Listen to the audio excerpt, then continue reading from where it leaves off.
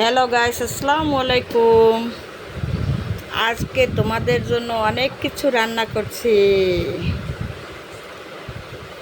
রুই মাছ ভুনা করছি, কাতল মাছ তেলে ভাজি করছি, তারপরে পেঁপে দিয়ে মাসকলাইর ডাল দিয়ে ভুনা করছি,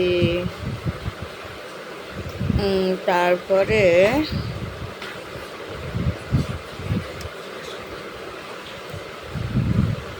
মাছের মাথা দিয়ে ডাউল দিয়ে রান্না করছি, মুড়ির ঘন্টা করছি। তোমরা সকলে কীরকম আছো কমেন্টস করে জানাইও। সবার জন্য আমার দোয়া রইল। সবাই ভালো থাকো।